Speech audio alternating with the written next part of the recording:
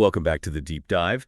Today we're going to be diving deep into the world where philosophy and Christian theology kind of collide. Huh? You sent us some really interesting material from the Stanford Encyclopedia of Philosophy, and it looks like you're ready to go way beyond just the surface level stuff. You want the really nitty-gritty philosophical details of how these two disciplines interact, right? Absolutely. It's a common misconception that philosophy and Christian theology are at odds, but the truth is they have this really long and tangled history. They've been constantly shaping and challenging one another.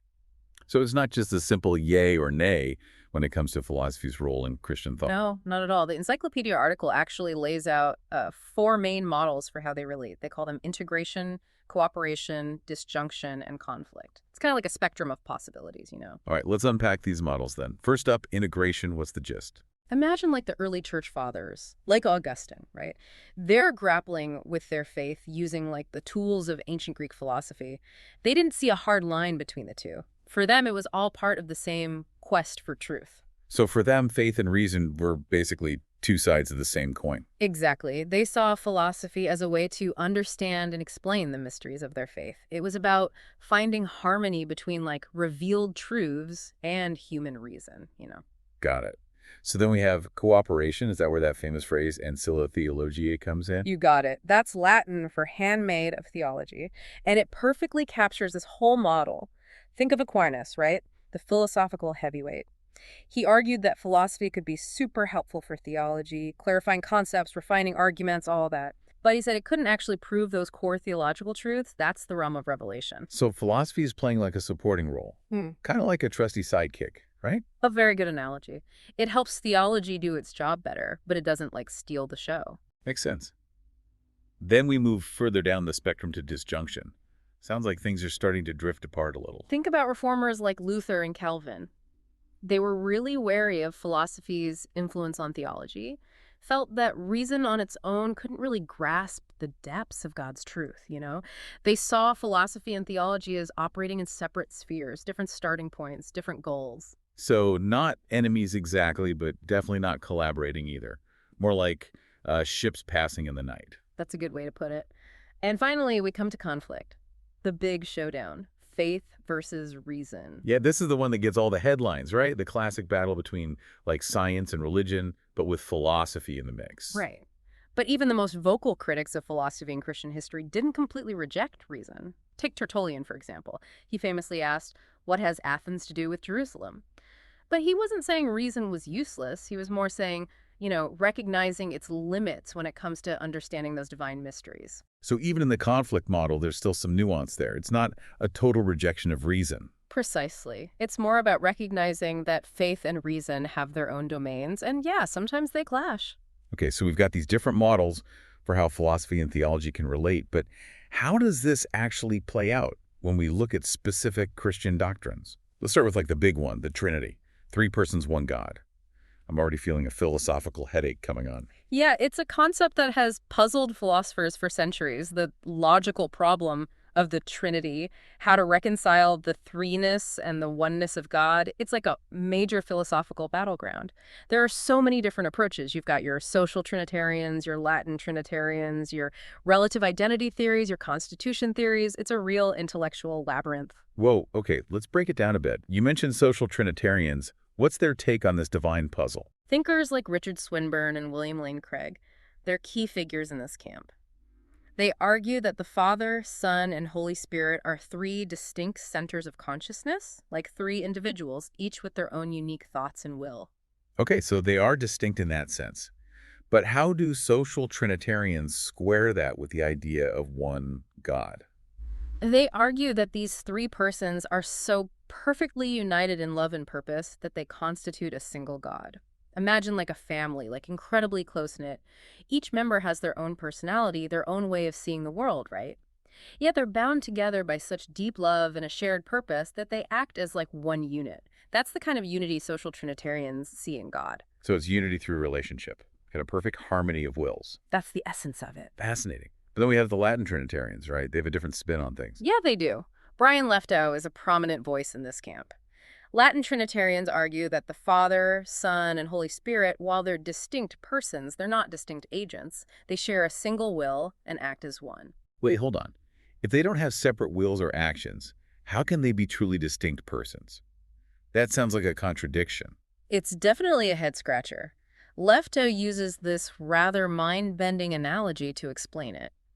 He compares the Trinity to a time-traveling chorus line dancer. Imagine a single dancer, right, performing a routine, but at different points in time.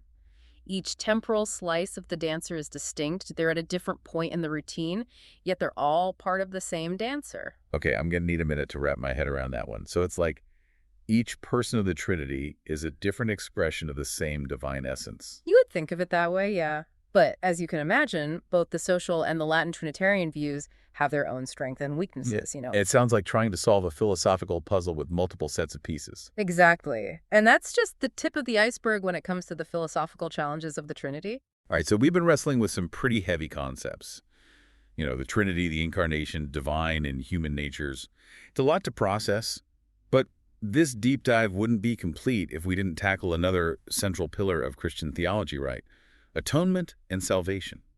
You're right about that. And just like with the Trinity and the Incarnation, there's like this whole landscape of philosophical thought, surrounding these concepts. So atonement is the idea that Christ saves us Yeah. from something, right? But the source material points out that there's no single universally accepted answer to how that actually works. That's right. Throughout Christian history, all these different models of atonement have emerged. Each one comes with its own set of philosophical questions and challenges. Some of the most prominent ones are like satisfaction theories and penal substitution theories. Okay, let's start with satisfaction theories. What's the core idea there? Think back to Anselm of Canterbury, way back in the 11th century. He argued that sin creates this debt that humans owe to God. We've essentially wronged God, and justice demands some kind of reparation. So it's like a cosmic courtroom drama, right?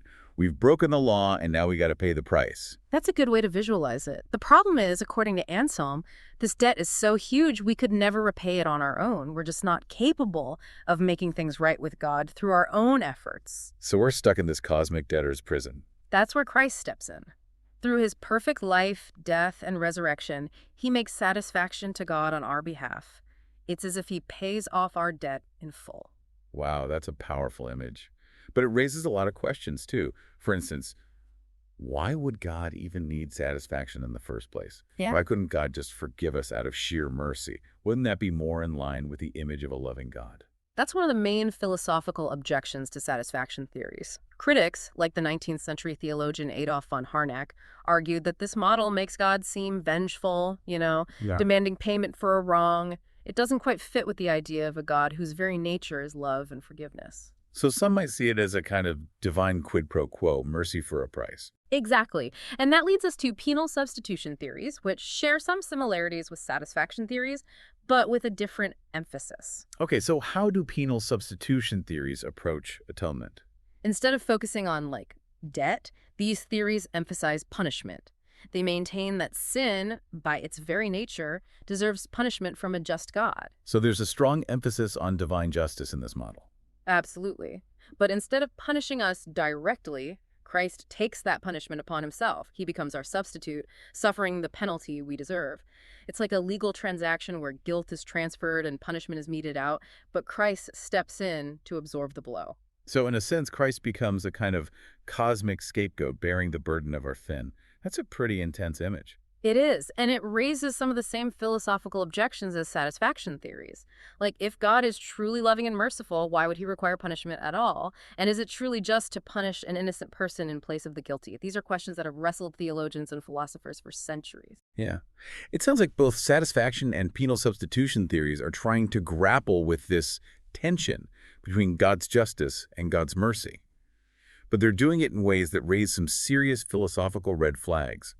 Are there any alternative views of atonement that try to navigate these issues differently? There are. One contemporary approach that stands out is offered by the philosopher Eleanor Stump. She's quite critical of those traditional satisfaction and penal substitution theories. She argues they don't fully address the inner state of the sinner. That's interesting. So it's not just about like a legal transaction or a transfer of guilt. It's about what's happening inside the person who's seeking atonement. Exactly. Stump focuses on the sinner's experience of shame, alienation from God, the need for inner healing. She develops what she calls a Marian interpretation of atonement. She draws on some really interesting ideas from second person psychology. Okay, I'm intrigued. What's the Marian interpretation all about, and what does second-person psychology have to do with it? Well, think about the way we relate to other people, how we understand their thoughts and feelings and intentions.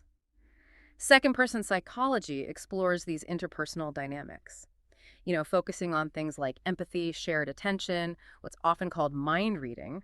Stump applies these insights to our relationship with God, specifically through Christ. So it's not just about God acting upon us, it's about a deeper level of connection and understanding between God and humanity.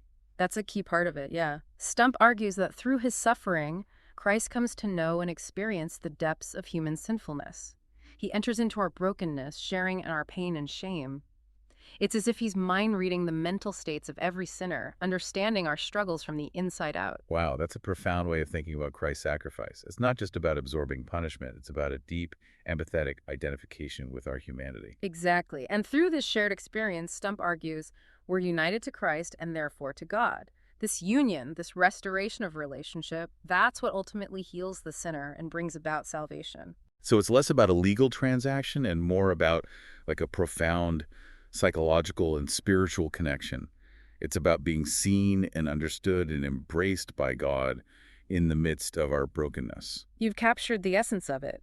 Stump's view is just one example of how philosophers are engaging with these age-old theological ideas, offering fresh perspectives and insights that go beyond the traditional models. It's like they're taking these ancient doctrines and putting them under a philosophical microscope, revealing new layers of meaning and complexity. The article also mentions some other models of atonement, right? Like ransom theories and divinization theories. It does. But those haven't received as much attention from analytic philosophers. Ransom theories, which were popular in the early church, portray Christ's death as like a payment to Satan to free humanity from his grasp. Divinization, or theosis theories, on the other hand, focus on the idea that the goal of salvation is to become like God, to participate in the divine nature. It seems like there's a whole spectrum of ways to understand how Christ's sacrifice brings about salvation. It's amazing how much philosophical depth there is to these theological concepts. And speaking of things that deserve some serious philosophical unpacking, let's talk about sin. The article breaks it down into several categories. The first sin, the fall of Adam and Eve, original sin, and personal sin. You're right. Each of those categories presents its own set of philosophical challenges and puzzles. Take the first sin, for example, the rebellion of Satan.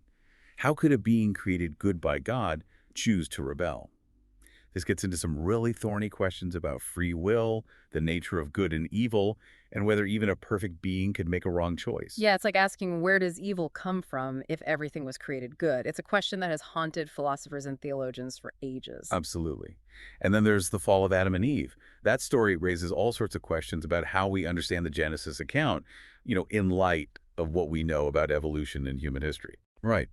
It's hard to square a literal reading of Genesis with what science tells us about, the vast timescale of human evolution, the development of moral consciousness. That's the challenge. Some philosophers, like Peter Van Inwagen and Hud Hudson, have tried to reconcile the traditional account of the fall with modern scientific understandings. They explore the idea that perhaps the fall wasn't a single historical event, but more like a gradual process of moral decline. So instead of a sudden plunge into sin, it was more like a slow descent, a gradual turning away from God. That's one way to think about it, yeah. But it's still a point of contention for many. And then we come to original sin, perhaps the most philosophically perplexing of them all. How can we be held responsible for actions committed by Adam and Eve? And how does this sinfulness get passed down through generations? Those are the million-dollar questions.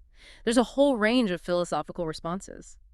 Some thinkers, like Richard Swinburne, reject the idea that we inherit actual guilt from Adam and Eve.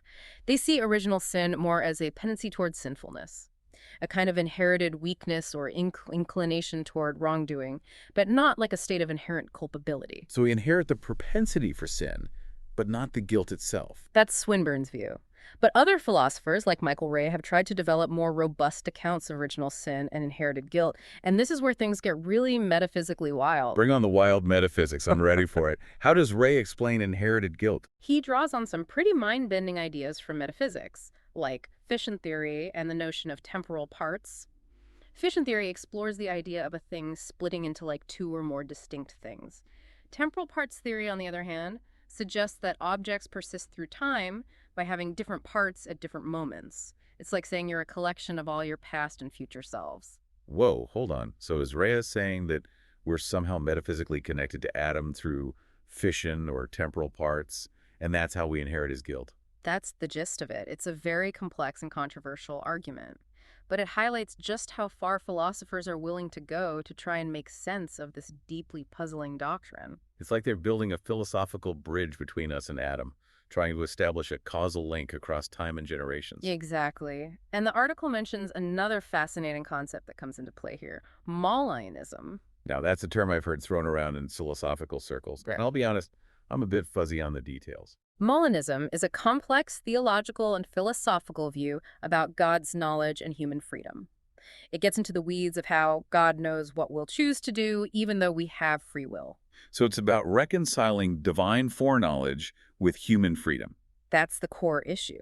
And John Mullen, a contemporary philosopher, uses a Molinist framework to argue that God could justly punish us for what we would have done in a hypothetical sinless world, even if we haven't actually committed those sins in this world. That's a pretty mind-blowing idea. Yeah. So it's like God is judging us based on our potential for sin, even if we haven't actually realized that potential in this particular reality. That's essentially the argument. It's based on the idea that God, being outside of time, has knowledge of all possible worlds and all the choices we would make in those worlds. It's like a divine what-if scenario playing out on a cosmic scale.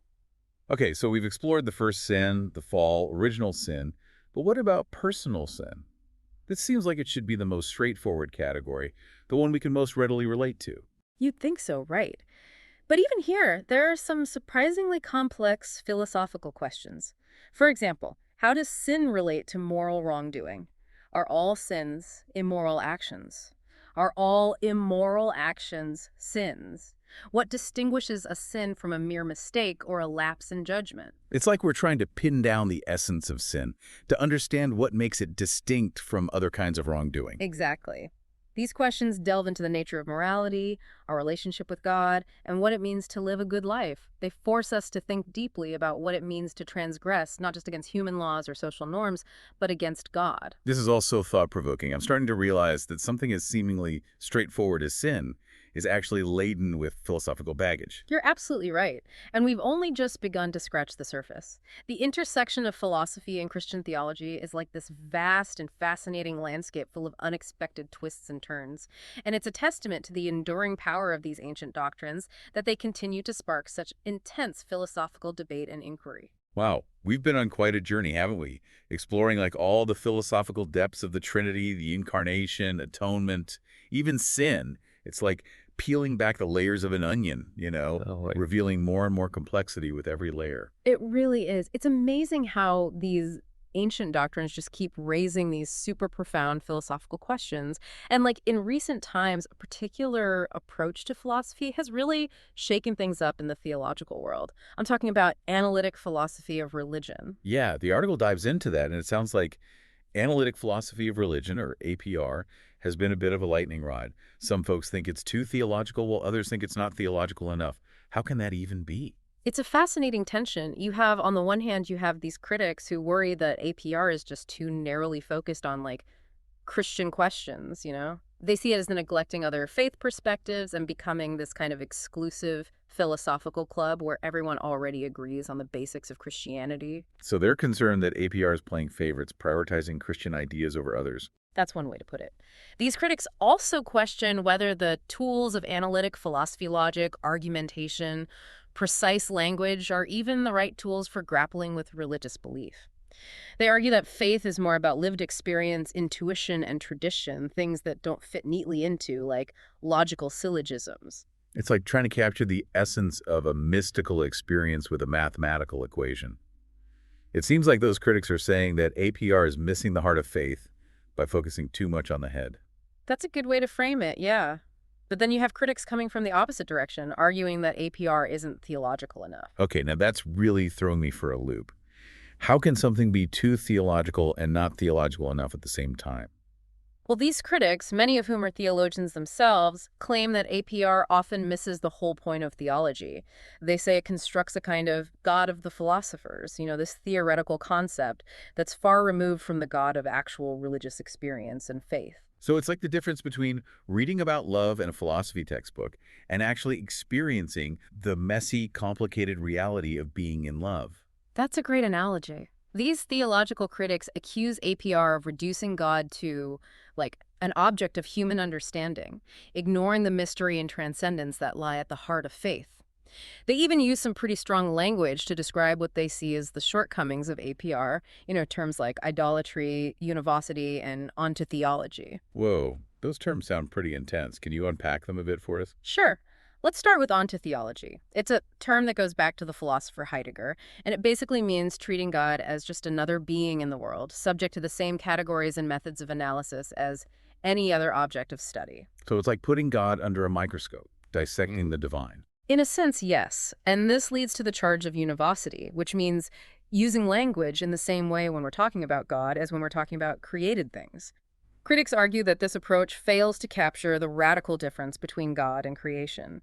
They say we need to use analogical or metaphorical language when we speak of God, recognizing that our, finite human concepts can't fully grasp the infinite. It's like trying to describe the vastness of the ocean using words meant for puddles.